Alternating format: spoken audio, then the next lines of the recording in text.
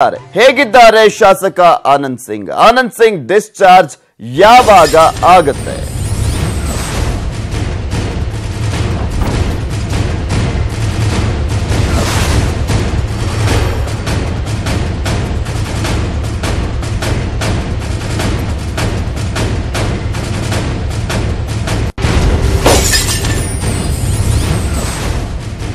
ನಾಲ್ಕು ದಿನಗಳಿಂದ ಶಾಸಕರಾಗಿರುವಂತಹ ಆನಂದ್ ಸಿಂಗ್ ಆಸ್ಪತ್ರೆಯಲ್ಲೇ ಇದ್ದಾರೆ. ಹೇಗಿದ್ದಾರೆ ಶಾಸಕ ಆನಂದ್ ಸಿಂಗ್ ಅವರು? ವಿಜಯನಗರದ ಶಾಸಕರಾಗಿರುವಂತಹ ಆನಂದ್ ಸಿಂಗ್ ಡಿಸ್ಚಾರ್ಜ್ ಯಾವಾಗ ಆಗುತ್ತೆ? ಆನಂದ್ ಸಿಂಗ್ ಅವರಿಗೆ ಹಲ್ಲೆ ಆಗಿರುವಂತಹ ಹಿನ್ನೆಲೆಯಲ್ಲಿ ಇನ್ನೂ ಕೂಡ ಅಪೋಲೋ ಆಸ್ಪತ್ರೆಯಲ್ಲಿ ಅವರು ಚಿಕಿತ್ಸೆಯನ್ನ ಪಡಿತಾ ಇದ್ದಾರೆ. ಕಣ್ಣು ನೋವು, ಹೊಟ್ಟೆ ಭಾಗದಲ್ಲಿ ಗಾಯವಾಗಿದೆ, ಕಡಿಮೆ ಆಗಿದೆ ಕಣ್ಣಿನ ಭಾಗದ ಊತ. ನಿಧಾನವಾಗಿ ಆನಂದ್ ಸಿಂಗ್ ಅವರು ಚೇತರಿಕೆಯನ್ನ ಕಾಣಿಸ್ತಾ ಇದ್ದಾರೆ. ಅವರ ಆರೋಗ್ಯದಲ್ಲಿ ಚೇತರಿಕೆ ಕಂಡು ಬರ್ತಾ ಇದೆ. ಎಫ್ಐಆರ್ ಬಳಿಕ ಜೆಎನ್ ಗಣೇಶ್ ನಾಪತ್ತೆಯಾಗಿರುವಂತದ್ದು. ಎಲ್ಲಿದ್ದಾರೆ ಹಲ್ಲೆ ಮಾಡಿರುವಂತಹ ಕಂಪ್ಲಿಯ ಶಾಸಕ ಗಣೇಶ್ ಅವರು ಅನ್ನುವ ಪ್ರಶ್ನೆ ಎದ್ದಿದೆ. ಇಂದು ನಿರೀಕ್ಷಣಾ ಜಾಮೀನಿಗೆ ಗಣೇಶ್ ಅವರು ಅರ್ಜಿಯನ್ನ ಸಲ್ಲಿಸುವಂತಹ ಸಾಧ್ಯತೆ ಕೂಡ ಇದೆ. ಕಾಂಗ್ರೆಸ್ ಶಾಸಕರಿಬ್ಬರ ಹೊಡೆದಾಟದ ಪ್ರಕರಣಕ್ಕೆ ಸಂಬಂಧಪಟ್ಟಂತೆ ಈ ಒಂದು ಹಲ್ಲೆಯಲ್ಲಿ ಗಂಭೀರವಾಗಿ ಗಾಯಗೊಂಡಿದ್ದಂತಹ ಆನಂದ್ ಸಿಂಗ್ ಅವರು ಆಸ್ಪತ್ರೆಯಲ್ಲಿ ಚಿಕಿತ್ಸೆಯನ್ನ ಪಡಿತಾ ಇದ್ದಾರೆ. ಹೇಗಿದ್ದಾರೆ, ಏನ್ ಮಾಡ್ತಾ ಇದ್ದಾರೆ, ಯಾವ ರೀತಿಯಾಗಿ ಆರೋಗ್ಯದಲ್ಲಿ ಚೇತರಿಕೆ ಕಂಡು ಬರ್ತಾ ಇದೆ ಅನ್ನೋದನ್ನ ಹೇಳ್ತೀವಿ.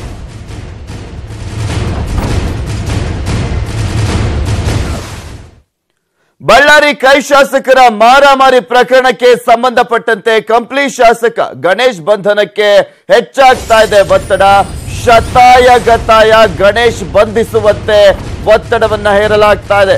ಬಳ್ಳಾರಿಯ ಕೈ ಶಾಸಕರ ಹೊಡೆದಾಟದ ಪ್ರಕರಣಕ್ಕೆ ಸಂಬಂಧಪಟ್ಟಂತೆ ಕಂಪ್ಲಿಯ ಶಾಸಕ ಆನಂದ್ ಸಿಂಗ್ ಅವರ ಮೇಲೆ ಹಲ್ಲೆಯನ್ನ ಮಾಡಿದಂತ ಕಂಪ್ಲಿಯ ಶಾಸಕ ಗಣೇಶ್ ಅವರನ್ನ ಬಂಧಿಸಬೇಕು ಅಂತ ಹೇಳಿ ಒತ್ತಡ ಹೆಚ್ಚಾಗ್ತಾ ಇದೆ.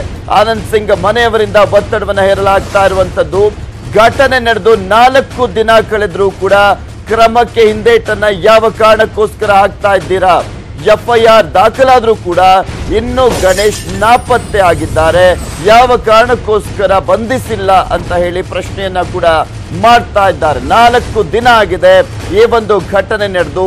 ಹಲ್ಲೆಯನ್ನ ಮಾಡಿ ಆನಂದ್ ಸಿಂಗ್ ಅವರು ಗಂಭೀರವಾಗಿ ಗಾಯಗೊಂಡಿದ್ದಾರೆ. ಆದರೂ ಕೂಡ ಯಾವ ಕಾರಣಕ್ಕೋಸ್ಕರ ಕ್ರಮವನ್ನ ಕೈಗೊಂಡಿಲ್ಲ ಅಂತ ಪ್ರಶ್ನೆಯನ್ನ ಮಾಡ್ತಾ ಇದ್ದಾರೆ ಆನಂದ್ ಸಿಂಗ್ ಅವರ ಕುಟುಂಬದವರು. ಆನಂದ್ ಸಿಂಗ್ ಅವರ ಮನೆಯವರಿಂದ ಒತ್ತಡವನ್ನ ಹೇರಲಾಗ್ತಾ ಇದೆ.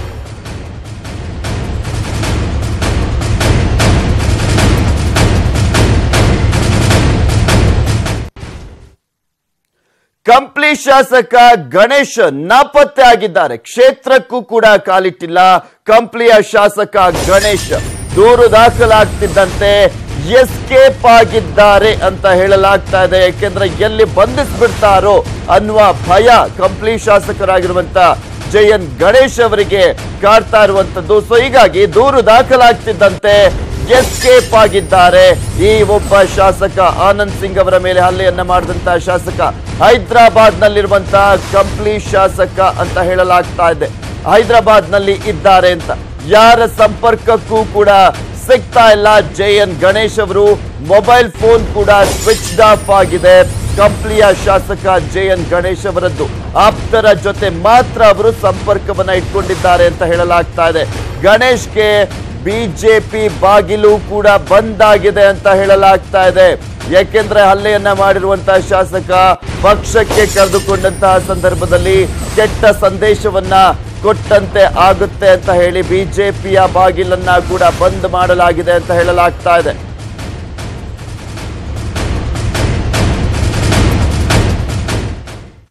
ಶಾಸಕ ಗಣೇಶ್ ವಿರುದ್ಧ ಎಫ್ಐಆರ್ ಆಗಿದೆ. ಎಫ್ಐಆರ್ ದಾಖಲಾಗಿ 2 ದಿನ ಕಳೆದಿದೆ. ಆದ್ರೂ ಕೂಡ ಯಾಕೆ ಬಂಧಿಸಿಲ್ಲ? ಇದುವರೆಗೂ ಗಣೇಶ್ ಅವರನ್ನ ಬಂಧನ ಯಾಕೆ ಮಾಡಿಲ್ಲ ಅನ್ನುವ ಪ್ರಶ್ನೆ ಕೂಡ ಇದೆ ಇಲ್ಲಿ. ಶಾಸಕ ಗಣೇಶ್ ವಿರುದ್ಧ ಎಫ್ಐಆರ್ ದಾಖಲಾಗಿದೆ. ಎಫ್ಐಆರ್ ದಾಖಲಾಗಿ 2 ದಿನ ಕಳೆದಿದೆ. ಆದರೂ ಕೂಡ ಈ ಕಂಪ್ಲಿಯ ಶಾಸಕನನ್ನ ಯಾವ ಕಾರಣಕ್ಕೋಸ್ಕರ ಬಂಧಿಸಿಲ್ಲ ಅನ್ನುವ ಪ್ರಶ್ನೆ ಎದ್ದಿದೆ. ಕೊಲೆ ಯತ್ನ, ಹಲ್ಲೆ, ಜೀವ ಬೆದರಿಕೆ ಕೇಸ್ ದಾಖಲಾಗಿದೆ. ಬಿಡದಿ ಠಾಣೆಯಲ್ಲಿ ದಾಖಲಾಗಿದೆ ಈ ಎಫ್ಐಆರ್. ಈ ಒಂದು ಸೆಕ್ಷನ್ಗಳ ಅಡಿಯಲ್ಲಿ 48 ಗಂಟೆ ಕಳೆದರೂ ಕೂಡ ಗಣೇಶ್ ಅವರನ್ನ ಯಾಕೆ ಬಂಧಿಸಿಲ್ಲ ಅನ್ನುವ ಪ್ರಶ್ನೆ ಇದೆ. ಪೊಲೀಸರ ಮೇಲೂ ಕೂಡ ಏನಾದ್ರೂ ಒತ್ತಡ ಇದೆಯಾ ಅನ್ನುವ ಪ್ರಶ್ನೆ ಎದ್ದಿರುವಂತದ್ದು. ಕೊಲೆ ಯತ್ನ, ಹಲ್ಲೆ, ಜೀವ ಬೆದರಿಕೆ ಕೇಸ್ ದಾಖಲಾಗಿರುವಂತಹ ಹಿನ್ನೆಲೆಯಲ್ಲಿ ಇಷ್ಟೊತ್ತಿಗಾಗ್ಲೇ ಬಂಧಿಸಬೇಕಾಗಿತ್ತು. 48 ಗಂಟೆ ಆದ್ರೂ ಕೂಡ, 2 ದಿನ ಆದ್ರೂ ಕೂಡ ಅವರನ್ನ ಬಂಧಿಸಿಲ್ಲ. ಸೊ ಹೀಗಾಗಿ ಯಾವ ಕಾರಣ ಅನ್ನುವ ಪ್ರಶ್ನೆ ಎದ್ದಿದೆ ಈಗ.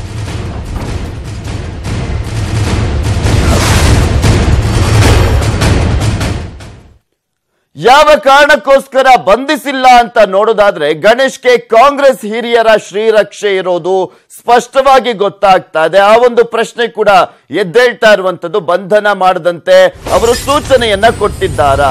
ಹೀಗಾಗಿ ಗಣೇಶ್ ಬಂಧನಕ್ಕೆ ಪೊಲೀಸರು ಹಿಂದೇಟನ್ನ ಹಾಕ್ತಾ ಇದ್ದಾರಾ ಅನ್ನುವ ಪ್ರಶ್ನೆ ಇದೆ. ಯಾಕೆಂದ್ರೆ ರಾಜಕೀಯ ನಾಯಕರು ಈ ಒಂದು ಪ್ರಕರಣದಲ್ಲಿ ಕೈಯಾಡಿಸ್ತಾ ಇರುವಂತಹ ಹಿನ್ನೆಲೆಯಲ್ಲಿ ಪೊಲೀಸರು ಕೂಡ ಹಿಂದೇಟಾಗ್ತಾ ಇದ್ದಾರೆ. ಗಣೇಶ್ ಅವರನ್ನ ಬಂಧಿಸುವುದಕ್ಕೋಸ್ಕರ ಕಾಂಗ್ರೆಸ್ನ ಹಿರಿಯ ನಾಯಕರು ಗಣೇಶ್ಗೆ ಬೆಂಬಲವಾಗಿ ನಿಂತಿದ್ದಾರೆ. ಗಣೇಶ್ ಬಂಧನ ಆದ್ರೆ ಪಕ್ಷಕ್ಕೆ ಮುಜುಗರ ಆಗುತ್ತೆ. ಇದೇ ಕಾರಣಕ್ಕೋಸ್ಕರ ರಕ್ಷಣೆಗೆ ನಿಂತಿದ್ದಾರ ಕಾಂಗ್ರೆಸ್ನ ಹಿರಿಯ ನಾಯಕರು. ಪ್ರಕರಣದ ಬಗ್ಗೆ ಗೃಹ ಸಚಿವರು ಜಾಣ ಮೌನವನ್ನ ವಹಿಸಿದ್ದಾರೆ. ಏನು ಹಾಗೆ ಇಲ್ಲ ಅನ್ನುವ ರೀತಿಯಲ್ಲಿ ಅವರು ಕೂಡ ವರ್ತಿಸ್ತಾ ಇರುವಂತದ್ದು. ಗಣೇಶ್ ಬಂಧನ ಆದ್ರೆ ಕಾಂಗ್ರೆಸ್ ಪಕ್ಷಕ್ಕೆ ರಾಜ್ಯ ಮತ್ತು ರಾಷ್ಟ್ರ ಮಟ್ಟದಲ್ಲಿ ಮುಜುಗರ ಆಗುತ್ತೆ. ಇದೇ ಕಾರಣಕ್ಕೋಸ್ಕರ ಅವರ ರಕ್ಷಣೆಗೆ ಮುಂದಾಗಿದ್ದಾರೆ ಅಂತ ಹೇಳಲಾಗ್ತಾ ಇದೆ. ಯಾಕೆಂದ್ರೆ ಬಿಜೆಪಿಗೆ ಒಂದು ರೀತಿಯಾದಂತ ಅಸ್ತ್ರ ಸಿಕ್ಕಂತಾಗತ್ತೆ ರಾಜ್ಯ ಮತ್ತು ರಾಷ್ಟ್ರ ರಾಜಕಾರಣದಲ್ಲಿ. ಅಕಸ್ಮಾತ್ ಕಂಪ್ಲಿಯ ಶಾಸಕರಾಗಿರುವಂತ ಗಣೇಶ್ ಬಂಧನವಾದ್ರೆ ಸೊ ಹೀಗಾಗಿ ಈ ಒಂದು ಎಲ್ಲಿ ಅಸ್ತ್ರವಾಗ್ಬಿಡುತ್ತೆ ಅನ್ನುವ ನಿಟ್ಟಿನಲ್ಲೇ ಕಾಂಗ್ರೆಸ್ ನಾಯಕರು ಕೂಡ ಗಣೇಶ್ ಬಂಧನವಾಗದಂತೆ ನೋಡ್ಕೊಳ್ತಿದ್ದಾರೆ ಅನ್ನುವ ಮಾಹಿತಿ ಕೂಡ ಲಭ್ಯವಾಗ್ತಾ ಇರುವಂತದ್ದು. ಯಾಕೆಂದ್ರೆ ಎಫ್ಐಆರ್ ದಾಖಲಾಗಿದೆ, 2 ದಿನ ಆಗಿರುವಂತದ್ದು, 48 ಗಂಟೆ ಆಗಿದೆ ಎಫ್ಐಆರ್ ದಾಖಲಾಗಿ. ಆದರೂ ಕೂಡ ಇದುವರೆಗೂ ಅವರನ್ನ ಬಂಧಿಸಿಲ್ಲ. ಈ ಒಂದು ಪ್ರಶ್ನೆಯನ್ನ ಅವರ ಮನೆಯವರು ಕೂಡ ಎತ್ತಿದ್ದಾರೆ.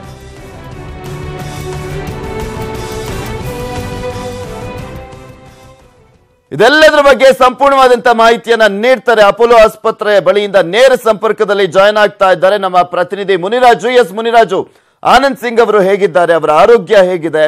ಆಸ್ಪತ್ರೆ ಬಳಿ ಏನೆಲ್ಲ ಆಗ್ತಾ ಇದೆ ಅಂತ?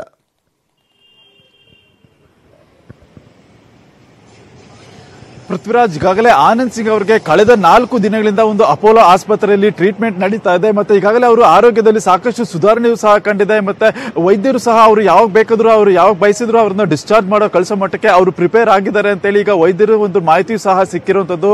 ಆದ್ರಿಂದ ಅವರು ಯಾವುದೇ ಕ್ಷಣದಲ್ಲಾದ್ರೂ ಡಿಸ್ಚಾರ್ಜ್ ಆಗಿ ಇಲ್ಲಿಂದ ಮನೆಗೆ ಹೋಗುವಂತ ಸ್ಥಿತಿಗೆ ಈಗ ಅವರ ಆರೋಗ್ಯ ಸುಧಾರಣೆ ಕಂಡಿರುವಂತದ್ದು.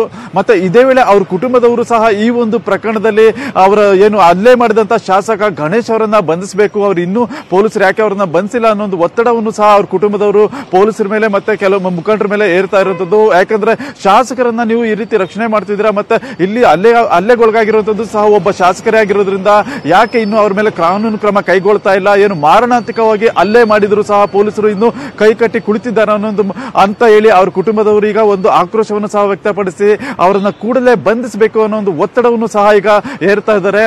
ಮತ್ತೆ ಅದೇ ರೀತಿ ಈ ಒಂದು ಪ್ರಕರಣದಲ್ಲಿ ಒಂದು ಕೆಲವರು ಕಾಂಗ್ರೆಸ್ ನಾಯಕರೀಗ ರಾಜ್ಯ ಸಂಧಾನಕ್ಕೂ ಸಹ ಮುಂದಾಗಿದ್ದಾರೆ ಅನ್ನೋ ಮಾಹಿತಿ ಈಗ ಲಭ್ಯ ಆಗಿರುವಂತದ್ದು. ಏನು ಶಾಸಕ ಗಣೇಶ್ ಅವರ ಈ ಒಂದು ರಾಜಿಯನ್ನ ಮಾಡಿಸೋದಕ್ಕೆ ಒಂದು ಎಲ್ಲ ಕಡೆಯಿಂದ ಒಂದು ಟ್ರೈ ಮಾಡ್ತಿದ್ದಾರೆ ಅನ್ನೋ ಒಂದು ಮಾಹಿತಿ ಈಗ ಸಿಕ್ಕಿದೆ. ಯಾಕಂದ್ರೆ ಈಗಾಗಲೇ ಈ ಒಂದು ಪ್ರಕರಣದಲ್ಲಿ ಎಫ್ಐಆರ್ ದಾಖಲಾಗಿರೋದ್ರಿಂದ ಪೊಲೀಸರು ತನಿಖೆ ಅಂತ ಬಂದರೆ ಈ ವೇಳೆ ಅವರನ್ನ ಬಂಧಿಸುವಂತ ಸಾಧ್ಯತೆಯೂ ಸಹ ಸಾಕಷ್ಟಿದೆ. ಯಾಕಂದ್ರೆ ಗಣೇಶ್ ಮೇಲೆ ಈಗಾಗಲೇ 307 ಕೇಸ್ ರಿಜಿಸ್ಟರ್ ಆಗಿರೋದ್ರಿಂದ ಇದಕ್ಕೆ ಒಂದು ನಾನ್ ಬೇಲೆಬಲ್ ಕೇಸ್ ಅಫೆನ್ಸ್ ಆಗುತ್ತೆ. ಆದ್ರಿಂದ ಅವರನ್ನ ಬಂಧಿಸಿ ನಂತರ ವಿಚಾರಣೆ ಮಾಡುವಂತ ಸಾಧ್ಯತೆಗಳು ಸಹ ಜಾಸ್ತಿ ಇರೋದ್ರಿಂದ ಅವರು ಈ ಒಂದು ಪ್ರಕರಣ ತನಿಖೆ ಆಗೋದಕ್ಕೂ ಮೊದಲೇ ಒಂದು ರಾಜಕೀಯ ಪ್ರಯತ್ನ ಪಡ್ತಿದ್ದಾರೆ ಅನ್ನೋ ಮಾಹಿತಿ ಸಿಕ್ಕಿರುವಂತದ್ದು. ಆದಷ್ಟು ಬೇಗ ಇದನ್ನ ರಾಜ್ಯ ಪಂಚಾಯತ್ ಮುಖಾಂತರ ಕ್ಲಿಯರ್ ಮಾಡ್ಕೊಂಡ್ರೆ ತನ್ನ ರಾಜಕೀಯ ಭವಿಷ್ಯ ಮತ್ತೆ ತನಗೂ ಸಹ ಒಂದು ಸ್ವಲ್ಪ ರಿಲೀಫ್ ಸಿಗುತ್ತೆ ಅಂತೇಳಿ ಈಗ ಕೆಲವು ಕಾಂಗ್ರೆಸ್ ಮುಖಂಡರ ಮೂಲಕ ಈ ಒಂದು ಪ್ರಯತ್ನವನ್ನ ಪಟ್ಟಿದ್ದಾರೆ ಅನ್ನೋ ಮಾಹಿತಿ ಈಗ ಸಿಕ್ಕಿದೆ. ಆದ್ರಿಂದ ಅದಕ್ಕೂ ಸಹ ಈಗ ಒಂದು ಆನಂದ್ ಸಿಂಗ್ ಕುಟುಂಬದವರು ನಿರಾಕರಣೆ ವ್ಯಕ್ತಪಡಿಸಿದ್ದಾರೆ. ಯಾವುದೇ ಕಾರಣಕ್ಕೂ ರಾಜಿ ಆಗ್ಲಿ ಮತ್ತೊಂದಾಗ್ಲಿ ನಾವು ಮಾಡೋದಕ್ಕೆ ತಯಾರಾಗಿಲ್ಲ, ಅವ್ರ ಮೇಲೆ ಕಾನೂನು ಕ್ರಮ ಜರುಗಲೇಬೇಕು ಅಂತೇಳಿ ಈಗ ಒಂದು ಸಂಪೂರ್ಣ ಆಕ್ರೋಶ ಭರಿತರಾಗಿ